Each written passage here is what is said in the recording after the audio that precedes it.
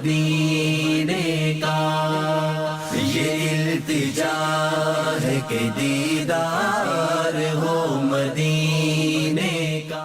آج کا جو ہمارا سفر ہے وہ گلشن کراچی سے ٹھٹھا کی طرف ہے، اور آج کے پروگرام کی خصوصیت یہ ہے کہ میرے ساتھ مفتی دعوت اسلامی، مفتی علیہ سنت، مفتی قاسم صاحب دامت برکاتہم العالیہ تشریف فرما ہیں۔ آگے بڑھیں گے انشاءاللہ۔ ابھی ہم نے حسن اسکوائر کو کراس کیا ہے، اور ابھی کراچی کا ایک مشہور روڈ ہے جو ایئرپورٹ روڈ کہلاتا ہے، کراچی کینٹ سے ایئرپورٹ کے درمیان تو مشہور روڈ ہے، اس پر ہم سفر کرتے ہوئے نیشنل ہائی وے سے ہوتے ہوئے انشاءاللہ صبح ٹھٹھا رواں دواں ہوں گے۔ آج تو یہ ایک چھوٹا سا شہر ہے، لیکن ایک بہت عرصہ ایسا گزرا ہے کہ یہ اس پورے بر صغیر کے بڑے مشہور شہروں میں سے ایک شہر ہوا کرتا تھا، اور یہ باقاعدہ دارالسلطنت تھا، جہاں درجنوں بیسیوں بلکہ اس سے بھی زیادہ بادشاہوں کی قبریں ہیں۔ تو اس سے آپ سمجھ جائیں کہ وہ شہر بادشاہوں کے اعتبار سے، سلطنت کے اعتبار سے کیسی حیثیت رکھتا ہے۔ ماشاءاللہ ناظرین، اس وقت ہم بڑے مزے کی باتیں ہو رہی ہیں، ماشاءاللہ آپ بھی سیکھ رہے ہوں گے۔ تھوڑی سی اس علاقے سے میں ماضی کو جوڑتا چلا جاؤں۔ استاد صاحب، آپ کب تشریف لائے تھے کراچی؟ 2000 2000 2000 میں۔ تو ان دنوں جامعۃ المدینہ کے قافلے سفر کرتے تھے، اور پوری بس جو ہے وہ جاتی تھی۔ تو یہ ملیر کا علاقہ ہے جہاں سے ابھی گزرے ہیں ہم۔ ملیر 15 گزرا ہے، ملیر ہال گزرا ہے، اس سے پہلے رگ روڈ گزرا ہے، ایک طرف شاہ فیصل کالونی، ایک طرف ماڈل کالونی، اور پھر ہم آگے کی طرف۔ تو یہاں ہم آتے تھے ایک مسجد میں، غوثیہ مسجد نام تھا اس کا، تو وہاں ہم رکتے تھے، یعنی کہ 25 50 100 افراد جو ہوتے تھے، اور پھر یہاں سے ڈسٹریبیوٹ ہوتے تھے۔ تو آج ہم چونکہ اس وقت اسٹوڈنٹ تھے تو ہم قافلوں میں جاتے تھے، آج بیانات کے لیے جانا ہوتا ہے، مشورے کے لیے جانا ہوتا ہے۔ تو اگر کسی اس زمانے کی مسجد میں جانا ہوتا ہے تو اس مسجد سے ایک انسیت ہوتی ہے کہ آج سے 15 سال پہلے ہم نے 3 دن یہاں گزارے تھے، اور اس طرح سے ہمارا یہاں پر وقت گزرا تھا۔ تو ہم ابھی گزرتے ہوئے نیشنل ہائی وے بس آلموسٹ شروع ہونے والا ہے، یہاں سے ہم آگے کی طرف جو ہے وہ مزید روانہ ہوں گے۔ مجھے نا چند سال پہلے عبد الواجد بھائی سے ایک دفعہ ملاقات ہوئی، تو ایسی بات چیت ہوئی، آپ نے برادری کی رشتوں کی بات کی، تو میں نے کہا بھائی آج کل تو برادری سسٹم اور یہ وہ چیزیں تو نہ ہونے کے برابر ہیں، کون دیکھتا ہے کون پوچھتا ہے، وہ برادریاں ہیں ہی کہاں۔ تو مجھے یاد ہے انہوں نے کہا کہ آپ اصل میں رہتے ہیں ایک خاص ماحول میں، نہ آپ کو برادری کا اتنا وہ نہ یہ وہ۔ تو پھر انہوں نے اتنی زبردست اس وقت معلومات دی تھی، اور اگر کچھ شیئر کرنا چاہیں، کچھ یاد ہو، ناظرین کے لیے بھی دلچسپی کا باعث ہو، میرے لیے وہ یعنی بالکل ایک مائنڈ سیٹ چینج کرنے والی بات تھی کہ آج بھی برادریوں کا سسٹم، تاریخ کو پڑھنا، دیکھنا، اس کو محفوظ کرنا، اور اس کو دیکھ کر کچھ فیصلے کرنا آج بھی ہمارے ان علاقوں میں موجود ہے۔ کچھ یاد ہے عبد الواجد بھائی؟ جی بالکل حضور، جیسے میں نے کہا نا کہ بہت سے فیصلے ایسے ہوتے ہیں جو تاریخ کو دیکھ کے کیے جاتے ہیں۔ جیسے بعض برادریوں میں ایسا ہوتا ہے کہ ہم نے رشتہ جو ہے وہ اپنی ہی برادری میں کرنا ہے، شادی کا معاملہ اپنی ہی برادری میں ہوگا تو وہ پھر اپنی برادری میں ہی کرتے ہیں۔ اسی طرح بعض لوگ ہوتے ہیں کہ جو یہ سوچتے ہیں کہ اگر یہ والا کام کرنا ہے تو فلاں شہر میں جا کے میں یہ کام کروں گا کیونکہ وہاں میری برادری کے لوگ بیٹھے ہیں۔ فار ایگزامپل میں نے مائیگریٹ کرنا ہے، میرے پاس 2 آپشن ہے کہ میں ملتان سے ساہیوال جاؤں یا میں ملتان سے جو ہے وہ بہاولپور جاؤں، تو وہ اس چیز کو پریفر کریں گے کہ چونکہ ہماری راجپوت برادری فار ایگزامپل وہ ساہیوال میں بیٹھی ہے تو ہم وہاں جائیں گے۔ اور پھر یہ جو برادریاں ہیں حضور، ایک کلچر ہے کہ جس میں یہ باقاعدہ باعث عز و افتخار ہیں۔ اچھا، کسی حد تک اسلام میں یہ کنسیپٹ موجود ہے کہ اگر آپ نیک لوگوں کی اولاد ہیں تو اس پہ آپ اللہ کا شکر ادا کریں کہ اللہ تعالیٰ نے آپ کو نیک گھرانے میں پیدا فرمایا۔ لیکن بعض جگہوں پہ یہ جو برادریوں کا تعصب ہے یہ تکبر میں آدمی کو مبتلا کر دیتا ہے، اور آدمی جو ہے پھر اس تکبر کی بنا پہ کچھ ایسے کام کرتا ہے جو شرعی لحاظ سے درست نہیں ہوتے۔ تو بہرحال برادریوں کا جو سسٹم ہے ایک زمانہ قدیم سے ہے، اور یہاں پہ جو بیسیکلی برادریاں ہیں ان کو ہم 2 طرح سے تقسیم کریں گے۔ یعنی کچھ وہ برادریاں ہیں کہ جو مقامی نہیں ہیں، जो सेंट्रल एशिया से आए हुए लोग हैं या अरब से आए हुए सादात हैं, कुरैशी हैं, हाशमी हैं, और कुछ जो बिरादरियां हैं वो मकामी हैं जो यहीं की हैं। तो इसमें फिर जो इस इल्म के माहिर हैं तो उन्होंने बहुत सी निशानियां बताई हैं कि अमूमन जो यहाँ के लोग हैं तो उनकी रंगत और है, और जो बाहर से लोग आए हैं वो ज़रा रंगत उनकी साफ़ होती है, उनके नाक ऊंचे होते हैं, वो सामियुन नस्ल हैं और आर्यंस भी जिनको कहा जाता है। और यहाँ की जो मकामी आबादी है आर्यंस के आने से पहले, तो वो ज़रा कद उनके छोटे थे, कलर उनके इतने फेयर नहीं थे, और नाक जो है वो थोड़ी सी चिपटी थी। तो जो वो कदीम अक़वाम हैं वो अभी भी शुमाली हिंदुस्तान है, वहाँ पर वो लोग मौजूद हैं, उनका कल्चर बिल्कुल डिफरेंट है। तो इस तरह से जो है बहुत सी चीज़ें ऐसी हैं कि जो अगर हम अपनी तारीख़ को जानते हों तो हमें ज़रा लोगों को समझने में आसानी रहती है। माशाल्लाह, तारीख पर, बिरादरियों पर, डेफिनेशन पर, तारुफ पर कुछ बात हुई। सर ये शायद फरमाइए कि तारीख को अगर हम तकसीम करें, ये तो एक जनरल हमने बात की कि जो भी पास्ट है वो तारीख है, उसका हिस्सा हिस्ट्री है। तो इसको अगर हम मेजर कुछ हिस्सों में क्या हम तकसीम कर सकते हैं कि अगर कोई तारीख को पढ़ता है या गौर करता है तो मेनली वो किन किन तकसीमात के अंदर इसको देख सकता है? खुद इल्म तारीख जो है ना वो भी बहुत सारी किस्मों में तकसीम है। यानी जब हम कोई तारीख की किताब पढ़ते हैं तो ऐसा नहीं होता कि अगर हम 100 साल की तारीख पढ़ें तो अब उसमें उस 100 साल की हर तरह की चीज़ें बयान कर दी जाएं। मिसाल के तौर पे हमारे सामने अगर हम तारीख की किताबों को देखें तो हमारे यहाँ बड़ी मारूफ किताब है तारीखुल खुलफा, अल्लामा सूती रहमतुल्लाह अलैह की। तो अब उसमें अल्लामा सूती रहमतुल्लाह अलैह ने जैसे खुलफा राशिदीन का बयान भी है, और उसके बाद बनु उमैया, बनु अब्बास, इनका तज़किरा भी है। इसके अलावा और भी बहुत सारे अफराद का तज़किरा है। तो वहाँ जब हम तारीख पढ़ते हैं ना तो वो हमें सिर्फ हुकूमतों की तारीख मिलती है, सही। हुक्मरानों की, हुकूमतों की, वो ये तारीख मिलती है। जबकि हम हज़रत उमर फारूक रज़ी अल्लाह ताला अन्हु के ज़माने में महज हुकूमत या होने वाली जंगों ही को तारीख तो नहीं समझते। उनके ज़माने में हज़ारों वाक़यात हुए, तो एक वो वाली तारीख का हिस्सा भी है। तो इसीलिए खुद जैसे हर इल्म के अंदर अब वो एक स्पेशलाइजेशन होगी ना, सही। कि पहले मेडिकल एक इल्म था, अब फिर मेडिकल के अंदर जो है आगे इतनी किस्में हो गई हैं कि पता नहीं कितने ओलॉजी और फोलॉजी जो है ना उसके अंदर आ चुके हैं, यानी सैकड़ों की तादाद में। ठीक है ना, आँख का जुदा है, कान का जुदा है, और जो है वो बकिया बदन का जुदा है, एक एक शय के बारे में साइंस जुदा हो गई। तारीख का मामला भी ये है कि पहले आम तौर पे जो तारीख थी ये हुक्मरानों की लिखी जाती थी। अच्छा। इसलिए जब आप तारीख की किताबें पढ़े ना तो उसमें दो चीजें मिलेंगी आपको, कौन बादशाह बना और कितना अरसा बादशाह रहा, नंबर एक। नंबर दो, उस बादशाह सलामत ने कितनी जंगें लड़ी और अपने मुल्क के अंदर कितनी बगावतों का उसे सामना करना पड़ा। ऐसा है। जब हम उमूमी तारीख पढ़ते हैं तो वो ये वाली हमारे सामने होती है। तो इस एतबार से देखें तो गोया जो पुरानी तारीख की किताबें हमारे सामने आती हैं उसमें आम तौर पे दो तरह की तारीखें हैं। एक को आप सियासी तारीख कह लें और दूसरे को अस्करी तारीख कह लें। सही। ठीक है, तो सियासी और अस्करी तारीख ये वो है कि जो हमेशा से कसरत से चलती आई।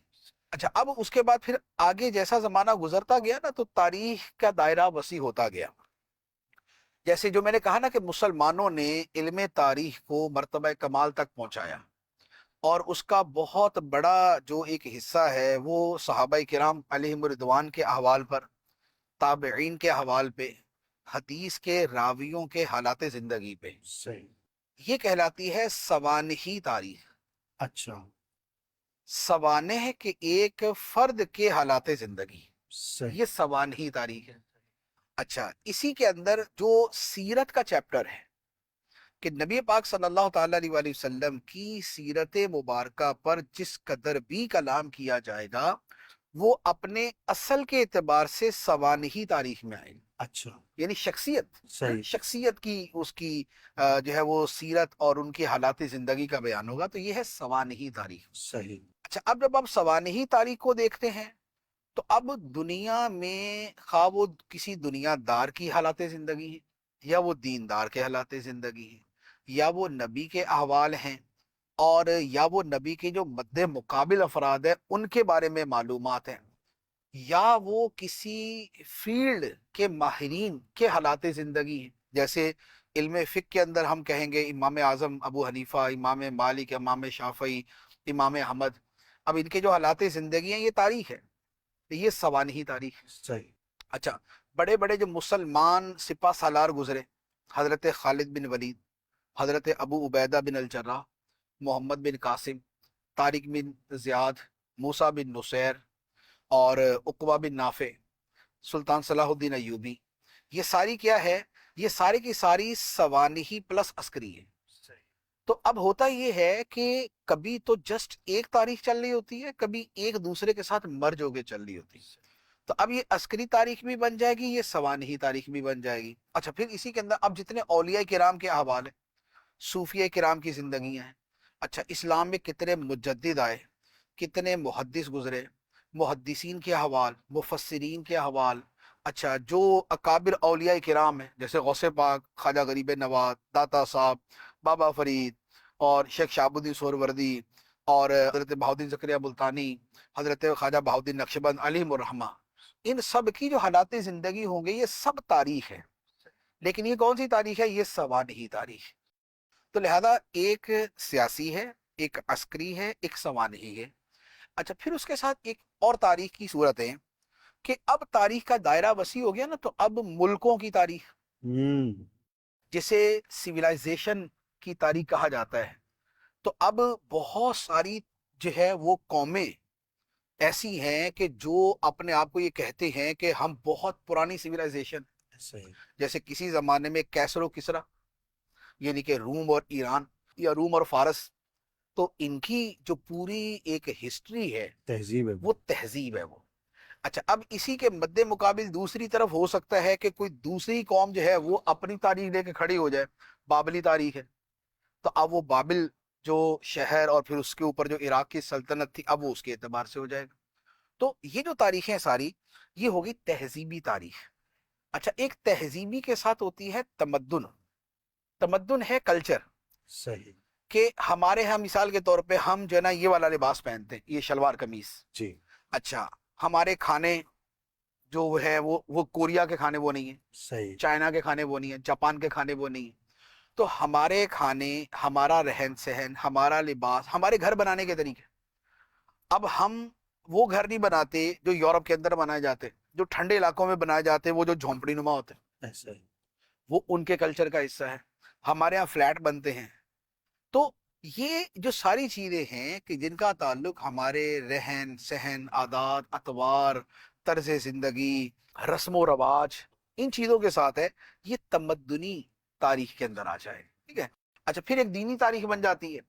دینی تاریخ کا پھر دائرہ بہت وسیع ہو جاتا ہے، اس کے اندر پھر بہت انداز کی چیزیں آ جاتی ہیں. یعنی یہ پھر وہ مہمات جو اس کی یعنی کہ کائنڈز آف ہسٹری ہے، یہ اس کے اندر آ جائے گا. اب اس کے اندر خواہ آپ انبیاء علیہ الصلوۃ والسلام کو لے لیں، یا پھر دوبارہ وہی صحابہ کرام تابعین کو لے لیں، یا وہی دیندار لوگوں کی تاریخیں لے لیں. اچھا، اسی طرح علمی تاریخ بھی ہوتی ہے. علمی تاریخ اس علم کی ہوتی ہے.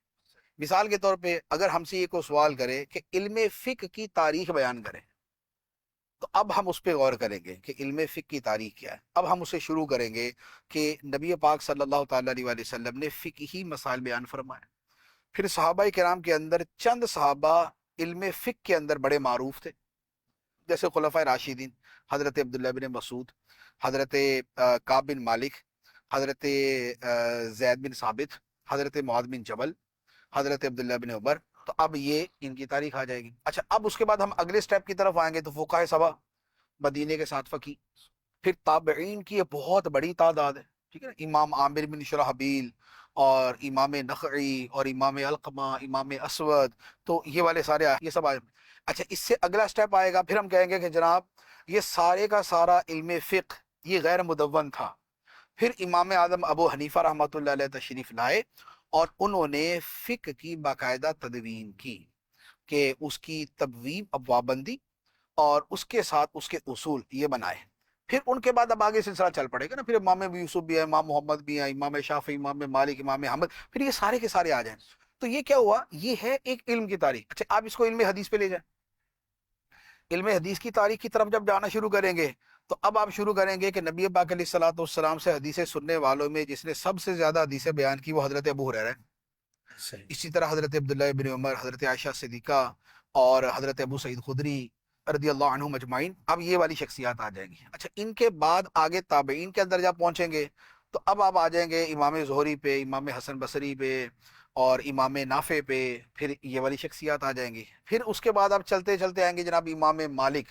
پھر وہ ہستی ہیں کہ جنہوں نے اس علم کے اندر معروف ترین کتاب، جو پہلی معروف ترین کتاب ہے موطا امام مالک، پھر انہیں وہ لکھی. پھر تھوڑا سا آگے چل کے اب آ جائیں گے کہ امام احمد نے مسند احمد لکھی. پھر اس کے ساتھ متصل ہی آپ چلتے ہوئے کریں گے کہ پھر جناب وہ زمانہ آیا کہ پھر صحاح ستہ، بخاری، مسلم، ترمذی، نسائی، ابن ماجہ، ابو داؤد، یہ والی ساری کتابیں، سنن دارقطنی وغیرہ یہ وجود میں آنا شروع ہیں. تو اب یہ کیا ہے، یہ علم کی تاریخ. تو اب یہ جتنے علوم پر آپ کلام کرتے جائیں، اب دنیاوی علوم ہوں گے تو اب سائنس کے اوپر آ جائیں گے. اب سائنس کے اندر آپ شروع کر دیں گے پرانے سائنسدانوں سے لے کے جو ہے وہ چلتے آئیں گے، اور یہ نیوٹن، آئنسٹائن وغیرہ ان پہ چلتے آئیں گے. درمیان میں جو بڑے بڑے مسلم سائنٹسٹ گزرے، جب ان کی آپ بات کریں گے تو اس میں جو ہے نا وہ جتنے بڑے بڑے سائنسدان مسلمان گزرے ہیں پھر آپ ان کے نام لینا شروع کر دیں گے.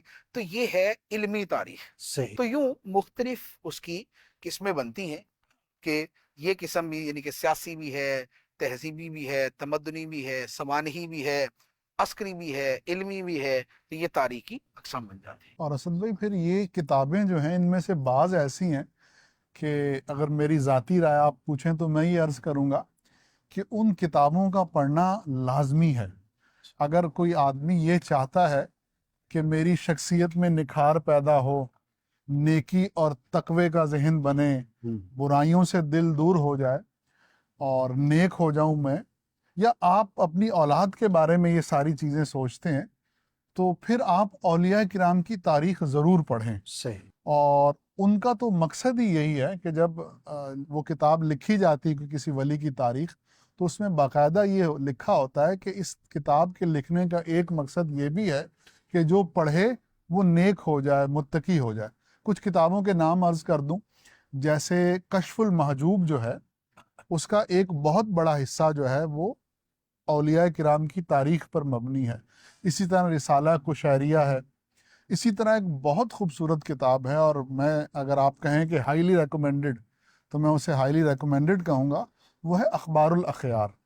اس کتاب میں ہمارے بر صغیر پاک و ہند کے جتنے بھی مشہور اولیاء کرام ہیں، جیسے خواجہ معین الدین چشتی اجمیری، حضور نظام الدین اولیاء، نصیر الدین چراغ دہلی، بابا فرید الدین گنج شکر، اور اچ شریف کے سادات گیلانیہ، اسی طرح اچ شریف کے بخاری سادات، ملتان سے بہاؤالدین زکریا ملتانی، ان کے صاحبزادے، ان کے پوتے، اور سندھ سے جو بزرگ ہیں. تو یہ کتاب بڑی زبردست کتاب ہے اور لکھی شیخ عبدالحق محدث دہلوی رحمۃ اللہ تعالی علیہ نے. اور بعض بزرگ تو اس کتاب کا باقاعدہ وظیفہ کرتے ہیں، اچھا. اور اپنے سرانے رکھ کر سونا بزرگوں کا یہ طریقہ رہا ہے. سبحان. اور بزرگ فرماتے ہیں کہ اگر ہم یہ کتاب یا اس جیسی کسی کتاب کا ایک جز روزانہ نہ پڑھیں تو ہمیں یہ ڈر ہے کہ کہیں ہمارا دل مردہ ہی نہ ہو جائے. اللہ. کہ نیک لوگوں کی جب آپ سیرت پڑھتے ہیں تو گویا کہ آپ ان کی صحبت میں بیٹھتے ہیں، اور انہوں نے اپنی زندگی کا جو سارا نچوڑ ہے وہ چند کلمات میں سمو کے لکھ دیا ہوتا ہے. تو جب وہ آپ پڑھتے ہیں تو آپ اپنے اندر ایمان کی تازگی محسوس کرتے ہیں اور عمل کا جذبہ محسوس کرتے ہیں کہ ہم بھی ان کی طرح نیک ہو جائیں، دین کا کام کریں، لوگوں کو نیکی کی دعوت دیں اور دین کی طرف لے کر آئیں. تو یہ کتابیں ضرور پڑھنی چاہیے. ماشاء اللہ. اسی کے اندر پہلے سب سے مشہور نام ہوتا ہے تذکرۃ الاولیاء. وہ یوں کہہ لیں کہ جو دعوت اسلامی کے اندر اور ہمارے لوگوں میں جو معروف نام تھا وہ تذکرۃ الاولیاء کا تھا. ہاں یہاں پر ایک بات میں عرض کروں گا کہ یہ جتنی بھی تاریخ کی کتابیں ہوتی ہیں نا، خواہ وہ اولیاء کرام کے حالات کے بارے میں ہو، تو اس کا مطالعہ کرتے ہوئے نا کسی عالم سے رابطہ ضرور رکھنا چاہیے. اچھا. کیونکہ لکھنے والے بھی بعض اوقات لکھنے میں کمی بیشی کر دیتے، صحیح. اور اسی طرح بعد میں اس کو کاپی کرنے والے، نقل در نقل آگے چلانے والے، ان کی طرف سے بھی کہیں کمی کوتاہی ہو جاتی ہے۔ تو بعض اوقات کتابوں میں ایسی باتیں ہوتی ہیں کہ جو شریعت کے معیار پر پوری نہیں اترتی، تو صحیح، ان کے لیے پھر ضروری ہوتا ہے کہ وہ باقاعدہ جو ہے وہ کسی نہ کسی عالم سے رجوع کیا جائے۔ اللہ اکبر۔ مفتی صاحب، عالم کی اہمیت کا اندازہ ہر مسلمان کو ہونا چاہیے۔ یعنی ابھی دیکھیں تاریخ کی بات کر رہے ہیں ناظرین، لیکن دیکھیں تاریخ پڑھنا بھی کسی عالم کی صحبت کے ساتھ ہی زیادہ مفید ہوگا۔ اور واقعی کیونکہ ہم مسلمان ہیں نا، ہم کچھ بھی کریں، کچھ بھی پڑھیں، ہم چاند پہ چلے جائیں، ہم زمین پہ رہیں، ہم پانیوں میں ہوں، ہم کہیں بھی ہوں، تو اینڈ کیا ہے کہ میرا یہ جو کام ہے وہ پڑھنے کا ہے، لکھنے کا ہے، یا کرنے کا ہے، یا نہ کرنے کا ہے، تو وہ اللہ کی رضا کا باعث کب ہوگا؟ جب وہ شریعت کے مطابق ہو۔ یا میں دو باتیں عرض کروں آپ کو۔ واجد بھائی نے کتابوں کے نام لیے نا، تو اس میں آپ کو بہت مفید کتاب کا نام بتاتا ہوں۔ ایک تو یہ ہے کہ شرعی اعتبار سے بھی اس کو چونکہ بہت جانچ پرکھ کر کے اور چیزوں کو دیکھ کر اسے پبلش کیا گیا ہے، تو لہذا یہ والا مسئلہ وہاں پر پیش نہیں آئے گا۔ وہ ہے اللہ والوں کی باتیں۔ کیا بات! اللہ والوں کی باتیں یہ اولیاء کرام کے حالات زندگی پر مستند ترین کتابوں میں سے ایک کتاب ہے، جس کا اصل نام ہے حلیۃ الاولیاء۔ حلیۃ الاولیاء جو ہے یہ اولیاء، صوفیاء، بزرگان دین بشمول صحابہ کرام علیہم رضوان، یہ ان کی حالات زندگی پہ ہے۔ اچھا، اور اس کتاب کا ترجمہ المدینۃ العلمیہ نے کیا ہے، دعوت اسلامی کا شعبہ ہے، اور مکتبۃ المدینہ نے اسے شائع کیا ہے۔ تو چونکہ المدینۃ العلمیہ جس کتاب کا بھی ترجمہ کرے یا لکھے تو اس کی دارالفتہ اہل سنت سے شرعی تفتیش ہوتی ہے، سبحان اللہ، تو وہ ایک ایک لفظ جو ہے وہ چیکنگ کے بعد آگے جاتا ہے، تب چھپتا ہے۔ سبحان اللہ، لہذا اچھا، اور اگر اس میں کوئی ایسی بات ہو نا کہ بھئی یہ عوام کے فہم سے بالا ہے اور یا ویسے ہی کچھ ہٹکے ہے، تو اسے بلا تردد جو ہے نا اس کو سائیڈ میں کر دیا جاتا ہے۔ صحیح، لوگوں کا دین ایمان جو ہے اس نقل سے زیادہ قیمتی ہے، واہ، ان کے دین ایمان کا تحفظ کرنا اس نقل سے زیادہ قیمتی ہوتا ہے۔ تو لہذا یہ ایک بڑا آسان سا یعنی کہ نسخہ کہ اللہ والوں کی باتیں، سبحان اللہ، یہ پڑھ لیں۔ دوسرے نمبر پہ سیرت سیدنا عمر بن عبد العزیز رضی اللہ تعالیٰ عنہ، یہ ان کی تقریباً 400 سے زیادہ حکایات و واقعات پر مشتمل کتاب ہے، بہت خوبصورت ہے، بہت اچھی اور مؤثر کتاب ہے۔ تو یہ والی کتاب، باقی انشاءاللہ مزید بھی ہم جس کے اوپر کلام کریں گے۔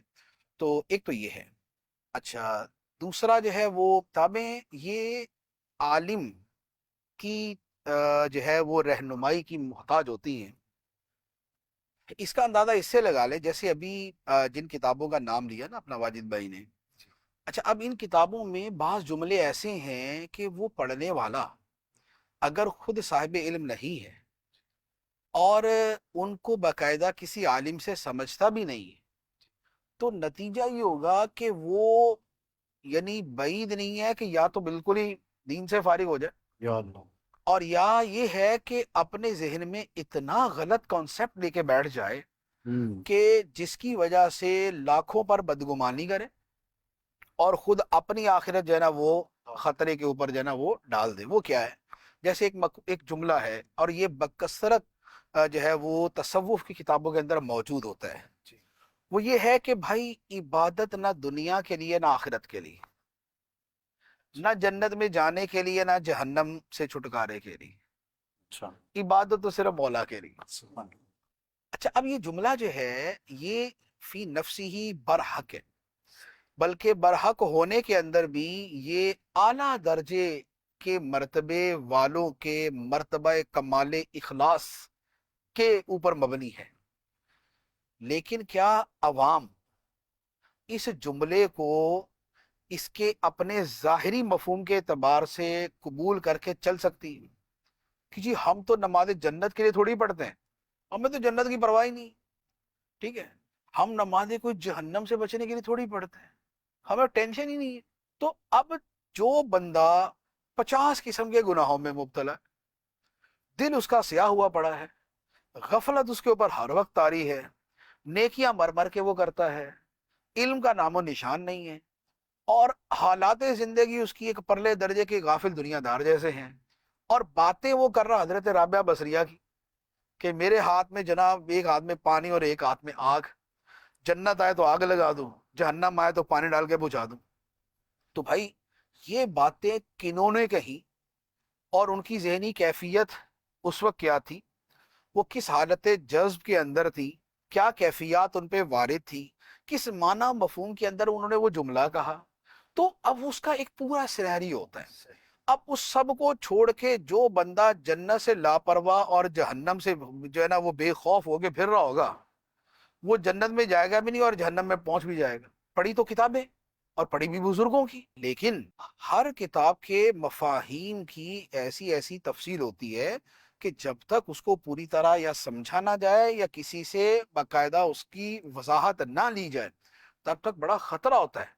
तो मैं इसलिए मैंने अर्ज किया कि ये जो अल्लाह वालों की बातें और ये जो इस तरह की किताबें ना, तो ये जरा सेफ एंड साउंड है, तो जरा इनके अंदर रहना जो है वो ज्यादा फायदेमंद। माशाल्लाह माशाल्लाह, बहुत खूब। और मेरा ख्याल है नाजरीन के लिए बहुत ज़बरदस्त ये एक एग्जाम्पल के साथ मुफ्ती साहब ने एक्सप्लेन किया है, और बहुत सारे वसवसों की भी काट इससे हो गई होगी, और बहुत सारी ऐसी बातें होती हैं जो बज़ाहिर हमारी अक्ल में नहीं आ रही होती, किताबों में मौजूद होती हैं, लेकिन उसकी एक वजह और उसकी एक्सप्लेनेशन मुफ्ती साहब ने बयान फरमाई। अल्लाह पाक हमें उलमा से जोड़े रखे और इनसे रहनुमाई लेने का जज्बा नसीब फरमाए।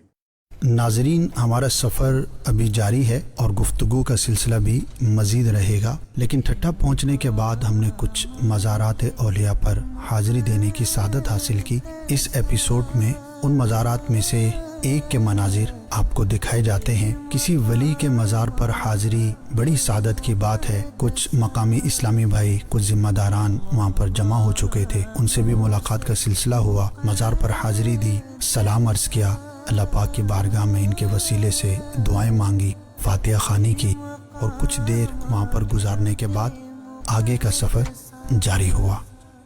अल्लाह वालों से है जो वाबस्ता,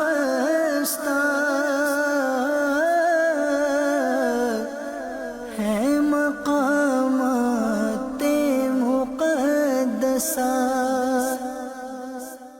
सफर हमारा भी सरकार हो मदीने का, ये इल्तिजा है कि दीदार हो मदीने